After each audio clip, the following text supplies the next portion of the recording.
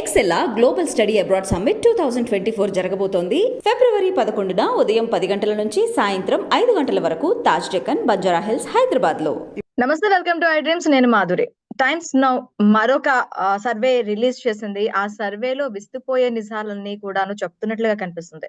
దీని గురించి మనకి పూర్తిగా అవగాహన కల్పించడానికి మనతో పాటు ఉన్నారు పురుషోత్తం రెడ్డి గారు, రాజకీయ విశ్లేషకులు. ఆయన అడిగి ఈ సర్వే గురించి తెలుసుకుందాం. సార్ నమస్తే. సార్ టైమ్స్ నౌ వాళ్ళు ఈ రోజు ఒక సర్వేని రిలీజ్ చేయడం జరిగింది.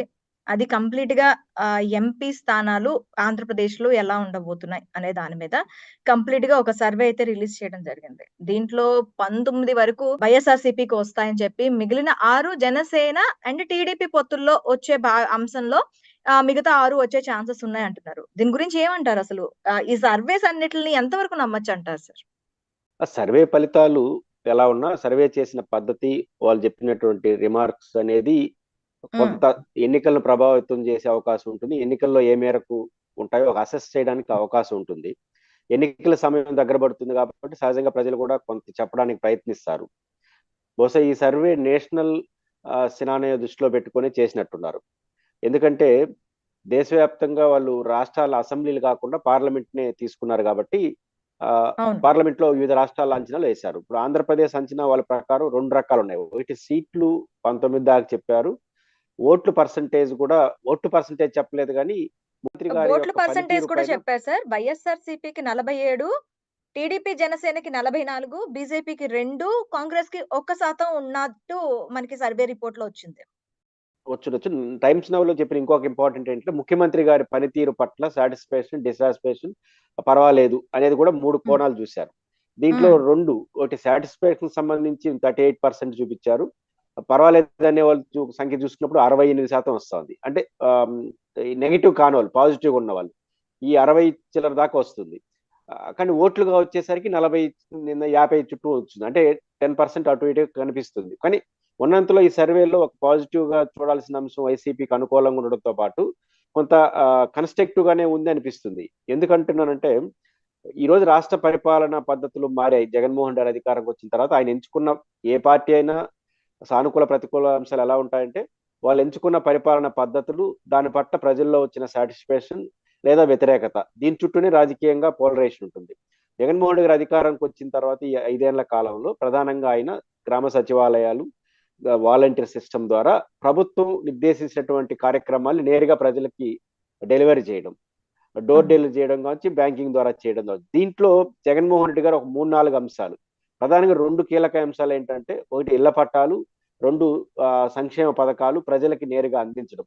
వీటిలో ఎక్కడ కరప్షన్కి అవకాశం లేనటువంటి పద్ధతిని తీసుకొచ్చారు. పార్టీ యంత్రాంగాన్ని కానీ, పార్టీ లీడర్షిప్ని కానీ, చివరికి ఎమ్మెల్యే, ఎంపీలు కూడా ఇందులో భాగస్వామ్యం కాకుండా నేరుగా ప్రభుత్వ వ్యవస్థ ఇన్వాల్వ్ అయింది.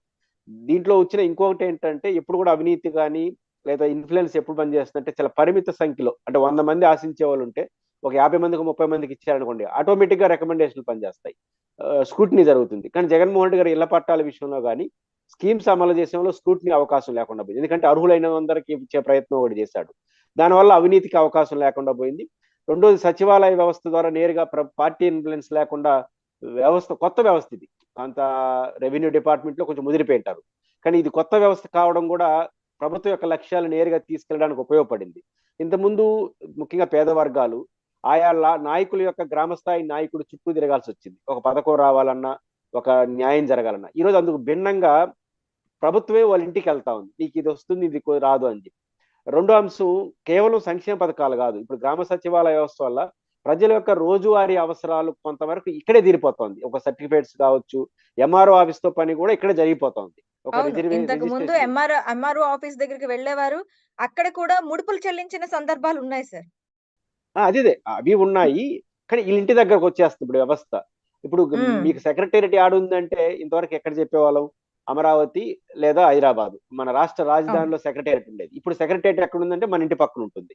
అంటే సాధారణ ప్రజల యొక్క జీవితాలకు సంబంధించి అన్ని పనులు ఉండవు. ఇప్పుడు రిజిస్ట్రేషన్స్, పెద్ద పెద్ద పనులన్నీ ఒక ఎగువ ప్రజలకు ఉంటుంది.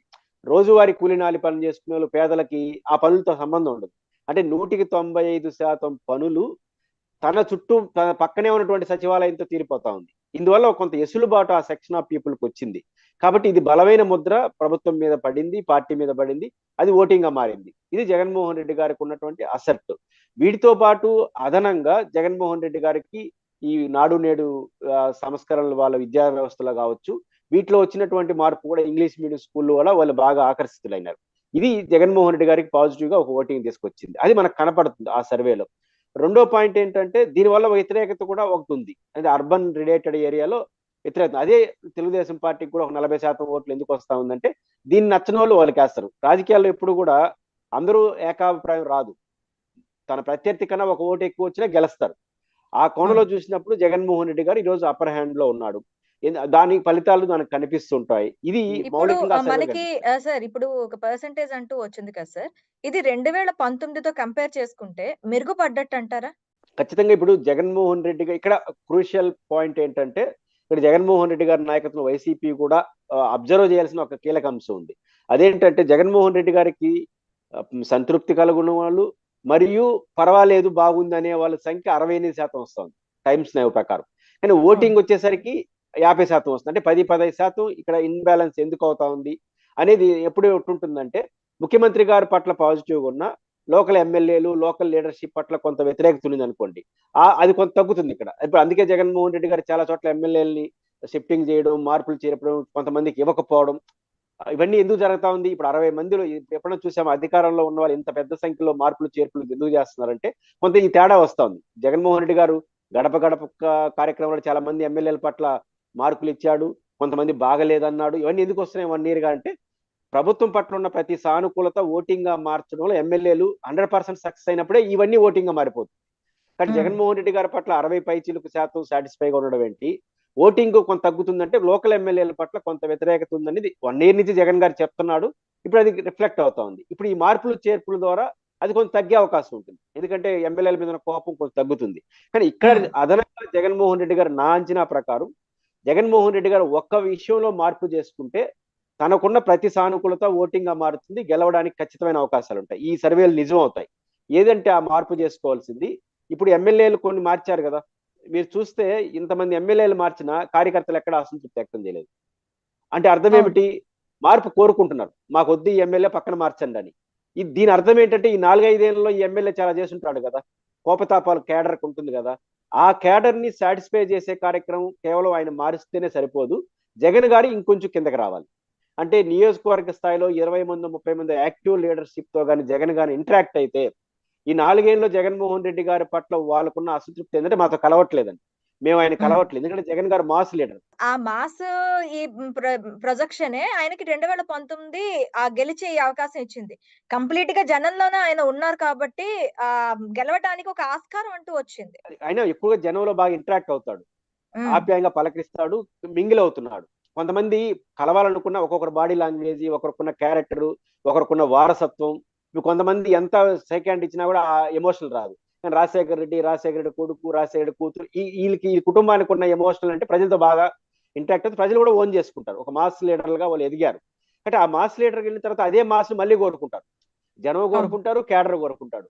కాబట్టి ఈ కేడర్ కోరుకునే కోరికను అనేక కారణాలు ఇచ్చా నెరవేరలేదు. దట్టు ఎమ్మెల్యేల పనితీరు వాళ్ళు జరగలేదు. కాబట్టి జగన్మోహన్ రెడ్డి గారిలో ఈ మార్పు తీసుకొని ఇప్పుడు ఏదైతే అన్ని ప్రాంతాల్లో సమావేశాలు పెడుతున్నారు కదా, గర్జన, ఇది ఉత్తరాంధ్ర సమావేశం అయింది, దెందులూరు రేపు రాయలసీమ అనంతపురం జరుగుతుంది. ఈ సభ బాగా కనెక్ట్ అవుతా ఉంది. అంటే ప్రజలు బాగా ఎమోషనల్ కనెక్ట్ అవుతున్నారు, ప్రతి స్పీచ్ కి ప్రతి మాటకి రియాక్ట్ అవుతున్నారంటే అంతగా కనెక్ట్ అవుతున్నారు. ఈ సభ అయిపోయిన వెంటనే అదే ప్రాంతంలో అదే నియోజకవర్గాల నుంచి ఎంపిక చేసుకున్న నియోజకవర్గంలో 20 మంది 15 మంది కానీ ఆయన కూర్చున్నాడంటే ఒక పూట ఖచ్చితంగా ఈ గ్యాప్ కూడా ఫిలప్ అయిపోతుంది. అప్పుడు ఏమవుతుంది, జగన్మోహన్ రెడ్డి పట్ల ఈ అసంతృప్తి ఏదైతే కేడర్లో ఉందో అది ఫిలప్ అయిపోతుంది. ప్రతి ఓటు అంటే జగన్మోహన్ రెడ్డి మీద ఉన్న ప్రతి అభిమానం ఓటింగ్ గా మారుతుంది. అది మార్చాల్సింది అంటే ఇప్పుడు ఎవరంటే మేజర్ పార్ట్ ఆయన జనంలోకి వెళ్తే ఇప్పుడున్న పాజిటివ్ కి ఇంకా పాజిటివ్ యాడ్ అయ్యే అంశాలు ఎక్కువగా ఉన్నాయంటారు. 2 పాయింట్లు ఉన్నాయి. ఒకటి, ఇప్పుడు ఈ సర్వేలు ఎప్పుడు చేశారు, జనసేన తెలుగుదేశం ఒకటి, వైసీపీ ఒకటి అనే యాంగిల్లో సర్వే చేశారు. ఇప్పుడు జనసేన తెలుగుదేశంతో పాటు బీజేపీ కలవబోతా ఉంది, ఒక పార్టీ యాడ్ అవుతా ఉంది. ఈ పార్టీ యాడ్ అయితే సహజంగా జగన్ గారికి కొంత తగ్గాలి, కానీ రివర్స్ అవుతుంది ఇక్కడ. ఎందుకంటే బీజేపీతో అదనంగా పొత్తు పెట్టుకోవడం వల్ల తెలుగుదేశం కొత్త సమస్యలు తెచ్చుకోబోతా ఉంది.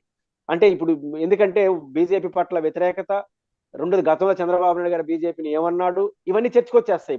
ఇప్పుడు అదనపు తలనొప్పి తెలుగుదేశం అవుతుంది. ఇప్పుడు జగన్ గారికి ఇది అదనపు అడ్వాంటేజ్ అవుతుంది.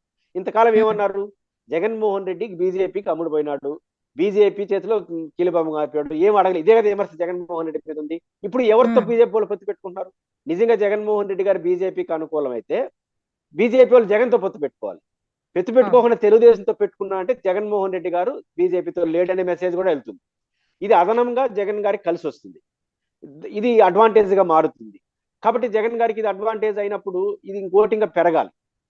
ఇవి ఎవరు చేయగలరు? ఆటోమేటిక్ గా ప్రజలకు జరగదు. ప్రజలు కేడర్ పోయి చెప్పాలి. ఇప్పుడు జగన్ గారు పదే పదే ఏమంటున్నాడు, నేను అధికారంలో కోల్పోతే వాళ్ళు వస్తే ఇలా ఈ సచివాలయాలు ఉండవు, వాలంటీర్ సిస్టమ్ ఉండదు, ఈ సంక్షేమ పథకాలు ఉండవు, ఇవన్నీ చెప్తున్నాడు గట్టిగా. ఇది లబ్ధిదారులకు అర్థమయ్యేట్టుగా చెప్పి జగన్ గారు మళ్ళీ గెలవాలని చెప్పాల్సింది ఎవరు? ఖచ్చితంగా శ్రేణులు. ఆ శ్రేణులకి జగన్మోహన్ రెడ్డి గారు ఒక భరోసా ఇవ్వగలిగితే ఈ గ్యాప్ ఫిలప్ అయితే, ఈ ఒక్క మార్పు కానీ జగన్ గారు చేసుకుంటే సర్వే రిపోర్ట్ లో వచ్చినట్టుగా ప్రతి అనుకూలత ఓటింగ్ గా మారుతుంది.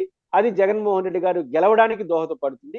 లేని పక్షంలో కొన్ని ఇబ్బందులు వచ్చే అవకాశం ఉంటుంది. కాబట్టి మా బీజేపీ లాంటి పార్టీలు కలిసిన తర్వాత వాళ్ళు ఓట్లు పెరగకపోయినా మనుషులు పెరుగుతారు, నోర్లు పెరుగుతాయి, తిట్టే సంఖ్య పెరుగుతుంది. కాబట్టి దీన్ని ఎదుర్కోవాలంటే ఈ కేడర్ లో ఉన్నటువంటి నిలిప్తతను పోగొట్టేదానికి ప్రత్యేక కార్యాచరణ జగన్ గారు చేస్తే ఫుల్ఫిల్ అయ్యేదానికి అవకాశం ఉంది. Okay. Okay sir. Thank you very much.